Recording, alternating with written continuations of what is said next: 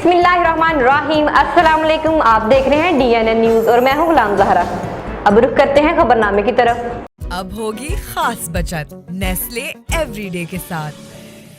अब रुख करते हैं नशारू फरोज का मियां अमजद की रिपोर्ट के मुताबिक डिप्टी कमिश्नर नशारू फरोज मोहम्मद अरसलान सलीम ने आज मानसून 2024 की तैयारियों के सिलसिले में सूबाई डिजास्टर मैनेजमेंट अथॉरिटी के इजलास में वीडियो लिंक के जरिए शिरकत की।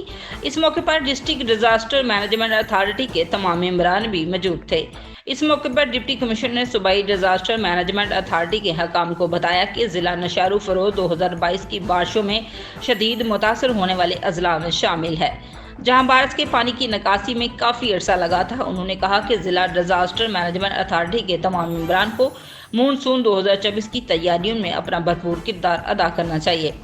उन्होंने बताया कि ज़िले में 21 मकामात ऐसे हैं जहां बारिश का पानी जमा हो जाता है, जिसकी निकासी के लिए महकमा लोकल गवर्नमेंट स्कारप डिवीज़न के अफसरान अपना प्लान तैयार रखें। ज़िले में 10 फायर ब्रिगेड गाड़ियाँ हैं जिनको तैयार रखा जाए। उन्होंने कहा कि इस साल भी गुज़श्ता सालों के मुकाबले में ज़्यादा बारिशों के इम्कानात बताए जा रहे हैं। सैलाब के दौरान मुतासरीन की नकल मकानी कराने, मुतासरीन के लिए रिलीफ कैंप कायम करने और मुतासरीन को राशन मच्छरदानियों की फराहमी के मुतालिक एक जामिया प्रोग्राम तरतीब दिया जाए।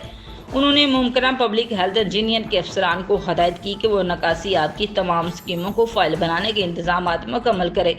उन्होंने लोकल गवर्नमेंट के अफसरान को हदायत की कि वो शहरियों से बरसाती पानी की निकासी के लिए तमाम पंपिंग स्टेशनों को फाइल और बिजली की अदम दस्तियाबी की सूरत हाल में मतबादल इंतजाम किए जाए।